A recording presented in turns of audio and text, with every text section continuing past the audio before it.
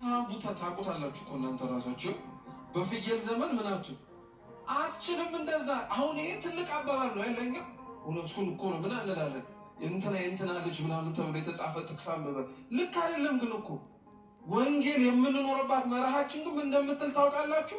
ለሐዋርያት ክርስቶስ እንዲህ ነው ያላችሁ፣ በተኩላዎች መካከል እንደ በግ አሳልፋችኋለሁ ነው። በግ መሆን ያንተ ድርሻ ነው። ተኩላውን አፍ መዝጋት ደግሞ የዳንኤል አምላክ ድርሻ ነው። እኛ ስለምንፈራ እኮ ነው ታውቃላችሁ። የእግዚአብሔርንም የኛንም ስራ መስራት እንፈልጋለን። የተኩላውንም አፍ መዝጋት እንፈልጋለን። እንደ በግም መኖር እንፈልጋለን። የተኩላውን አፍ መዝጋት የእግዚአብሔር ድርሻ መሆኑን ስንዘነጋና ወይ ከኛ አቅም በላይ ሲሆን ግን እንዴ የምን በፍየል ዘመን በግ መሆን ነው ብለን እንለወጣለን። ግን እውነት አፈጣጠራችን ራሱ ለዛ ይሆን። ምሳሌ ልስጣችሁ። ሰውን ሰው የሚያስብለው ስጋውና ነፍሱ ነው አይደለም? ነው አይደለም? ነፍሳችሁ ስጋችሁ ውስጥ ነው ያለችው አይደል? ነፍሳችሁ ረቂቅ ናት፣ ስጋችሁ የሚጨበጥ ነው። ነፍሳችሁ ስጋችሁ የሚጨበጠው ውስጥ ስላደረች ብላ ካልተጨበጥኩኝ ትላለች አትልም። ክርስቲያን ማለት ይሄ ነው። የሚኖርበት ዓለም የማይሆን ስለሆነ እኔም የማይሆን መሆን እችላለሁ ማለት አይችልም። አብርሃም ወጣ። እግዚአብሔርን ለማግኘት ሰው መጀመሪያ ማድረግ ያለበት መውጣት ነው። በቃ ከማይሆንና ለእግዚአብሔር ከማይስማማው ነገር መውጣት አለበት። ያ ነገር ለሰው ላይ ስማማው ይችላል። ይሄን ተደጋጋሚ የምላችሁ ለምን መሰላችሁ ክርስቲያኖች? እኛ እግዚአብሔርን ብለን ለመውጣት የምናደርገው ማንኛውም አይነት ነገር ላይ በጣም አድርገን የምንሳቀቀው ስለ ሰው ስለሆነ እኔ ሁሌ ምንም ነገራችሁ እንደው ብትችሉ ባትረሱት ራሱ በጣም ነው ደስ የሚል። ሰውን ብላችሁ እግዚአብሔርን ከምታጡ እግዚአብሔርን ይዛችሁ ሰው ብታጡ ይሻልባችሁ። እውነት በቃ ይሄን በእውነት አርጋችሁ ነው። አብርሃም እኮ ከዛ ሲወጣ ያጎቱን ልጅ ሎጥን ባለቤቱ ሳራን ይዞ ነው የወጣው። ሀብት ንብረት ምንም ነገር አይደለም። እግዚአብሔር የሰጠውን ቃል ኪዳን አምኑ ስትወጡ የእውነት ነው መውጣት ያለባችሁ። መውጣት ካቃታችሁ ደግሞ አባ ሙሴ ጸሊም ምን ይላል መሰላችሁ? ድክመትህን ከእግዚአብሔር ፊት ጣል፣ እሱ ጥንካሬ ይሆናል ይላል። መውጣት ካቃታችሁ አለመውጣታችሁን ለእግዚአብሔር ንገሩት፣ እሱ ያስወጣችኋል። መንገድ ይፈልጋል። አብርሃም ወጣ። ይኖርበት የነበረው ቦታ ድንኳን ነው። ድንኳን ውስጥ አስባችሁታል? ረጅም ዓመት የኖረ ሰው ነው አብርሃም። አንድም ቀን ግን ሊኖርበት የሚያስፈልገውን ቦታ ለመስራት አስቦ አያውቅም። ለምን? የወጣባት ሀገር እንዳለች ሁሉ የሚወጣባት ዓለም እንዳለች ያውቃል። ዛሬ አኗኗራችን እኮ እቺን ዓለም ጥለናት የምንሄድ አይመስልም ማለት ስንቱን ስናከማች፣ ስንቱን ስንበላ፣ ስንቱን ስንጠጣ፣ ስንቱን ስንመኝ፣ ስንቱን ለማድረግ ስንሮጥ ጥለናት እንደምንሄድ ራሱ አናስብም። ለዚህች ዓለም እንደክምላታለን። እውነት ልንገራችሁ ክርስቲያኖች፣ ቅዱስ ኤፍሬም ሶርያዊ እንዲህ ይላቸዋል፣ ለዚህች ዓለም ብትደክሙና ብትኖሩላት መጨረሻ የምትሰጣችሁ መቃብር ነው። ለእግዚአብሔር ግን ብትኖሩለት ከሞት በኋላ ሕይወት ይሰጣችኋል ይላል። ለእግዚአብሔር ድከሙለት። አብርሃም ድንኳን ውስጥ የኖረው ቤት መስራት ከብዶት አይደለም። እንደተወው ሀገር እንደዚህ ሁሉ የሚተወውም ዓለም እንዳለ ስለሚያውቀው ይሄ ሁሉ አላፊ ጠፊ እንደሆነ ተረዳ። እግዚአብሔር ይህን ለመረዳት ማስተዋሉን ይስጠን። ሁሉ ነገር ያልፋል ክርስቲያኖች፣ ሁሉም ምንም ነገር እዚች መሬት ላይ ጸንቶ የሚቀር ነገር አይኖረንም። ሁሉም ነገር ያልፋል። ከሁሉም ጋር እኛም አብረን እናልፋለን። እኛም ማለት ነው ራሳችን እንሞታለን፣ እንፈርሳለን፣ እንበሰብሳለን። ይሄ ተመካንበት አጊጠንበት የተዋብንበት ሰውነት በሙሉ አፈር ውስጥ ሳይገባ እኮ ሊከዳንም ጭምር ይችላል። ሁሉ ነገር ያልፋል፣ ምንም ጥርጥር የለውም። ሳያልፍበት አብርሃም ሁሉ ነገር ጥሎ ከእግዚአብሔር ጋር ተቀመጠ። ስለዚህ ሰው ከእግዚአብሔር ጋር መጣበቅ የሚፈልግ ከሆነ መውጣት አለበት። አንደኛ። ሁለተኛ አብርሃም የመምሪያ አድባር ዛፍ ስር እግዚአብሔርን ለማየት ያስቻሉትን ነገሮች ለምነግራችሁ። አንደኛ ስለወጣ ነው እግዚአብሔርን ያየው። ሁለተኛ እግዚአብሔርን ስላመነው ነው። እስኪ ስላመነው በሉ። አዎ አብርሃም ሲወጣ እግዚአብሔርን አምኖት ነው የወጣው። በደንብ አድርጎ ሲወጣ የሰጠው ብቸኛ ቃል ኪዳን ዘርህን እንደ ሰማይ ከዋክብት እንደ ምድር አሸዋ አበዛዋለሁ ብሎ ነው። ምንም ነገር ሳይኖረው ነው አብርሃም የወጣው። እግዚአብሔርን የነገረውን ቃሉን አምኖ። ዛሬ እውነት እግዚአብሔር አምላክ እኮ አወርሳችኋለሁ እያለ የሚያስተምረንን እንኳን እኮ መንግስቱን የማያምን ክርስቲያን ያለንበት ጊዜ ላይ እግዚአብሔር ሊያደርግልን የሚችለውን ነገር የምንጠራጠር። መቼ እግዚአብሔር በቃሉ ተናግሮ ሳያደርገው የፈጸመው? መቼ እግዚአብሔር ተናግሮ ያስቀረው ነገር አለ? ክርስቲያኖች ሊያውም ለኛ ክፉ አባትና በመሬት ላይ የሚኖር የሥጋ እናት የምትኖር የሥጋ እናት እንኳን ለልጆቿ ከምትራራው በላይ ነው እግዚአብሔር የሚራራው ለልጆቹ። መቼም አግድሎ ያውቅም እግዚአብሔር አምላክ። ክርስቲያን ግን ሊያምነው ያስፈልጋል። አሁን ያለንበት ጊዜ ላይ ግን ምን መሰላችሁ? አማኝ ነው ያለው እንጂ ታማኝ የለበት።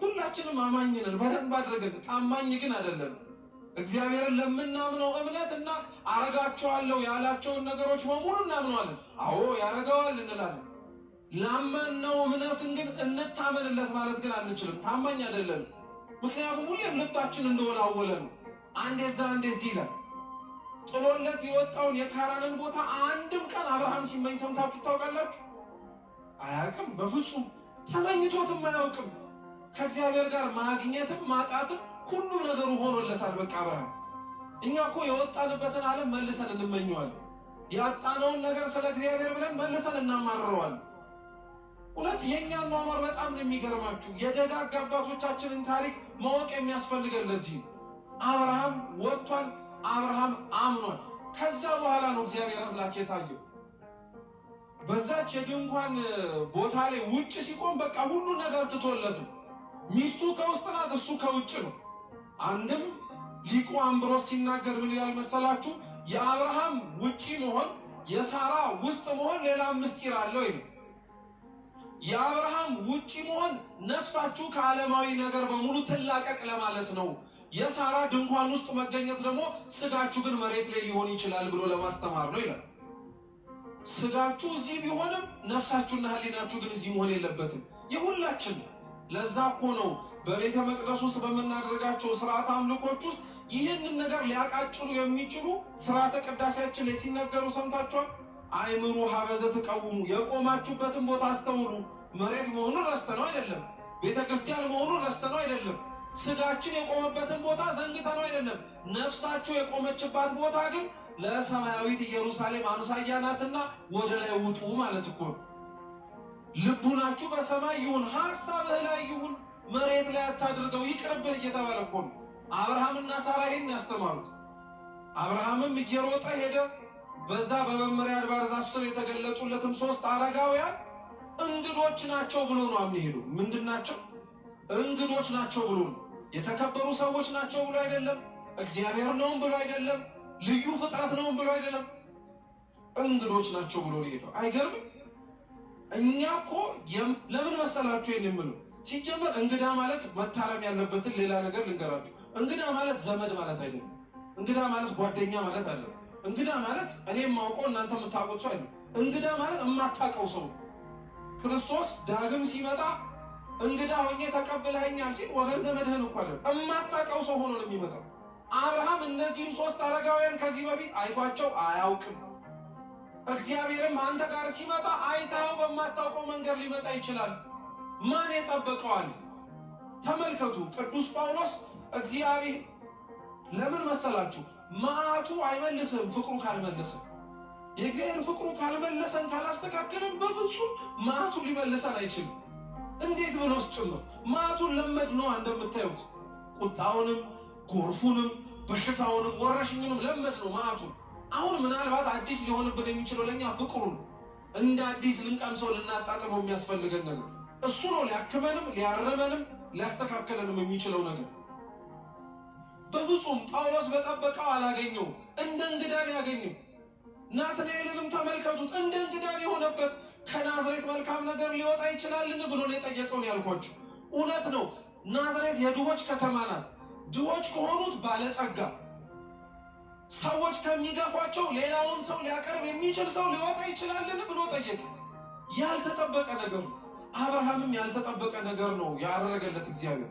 ለዛ ነው ቅዱስ ጳውሎስ የዕብራውያን መልእክቱ ላይ አንዳንዶች ባለማወቅ እንግዶችን እንቀበላለን ብለው እግዚአብሔርን ተቀብለዋልና ልክ ነው እንግዳ መቀበል ክብር አለው ክርስቲያኖች ዛሬ ደጃችን ላይ ያንኳኳ የሚለምኑትንና የሚማጸኑትን ማናውቃቸውን ሰዎች እውነት ብንችል ምን አለ ደጃችንን ከፍተን ብናስገባቸው ቤታችን ባናስገባ ግቢያችን ቢቀመጡ የምንበላውን ቢበሉ የምንጠጣውን ቢጠጡ ምን ችግር አለበት እውነት በጣም ነው የምናሳዝነው የማንበላውን ለምን ለሰው እንሰጣለን የማንጠጣውን ለምን ለሰው እንሰጣለን እንዴ ወንጌል እኮ እንደዚህ አላስተማራችንም የእውነቴን ነው የምነግራችሁ በፍጹም ስንደግስ እንኳን ብድራቱን ሊመልስ ለማይችል ሰው ነው ጠርተን እንድናበላ የሚያዘን በፍጹም ምክንያቱም ብድርን ሊመልስ ለሚችል ሰው ብትቀልበውማ የተሻለ ድግስ ደግሶ አንተንም ባለዳ ያደርጋል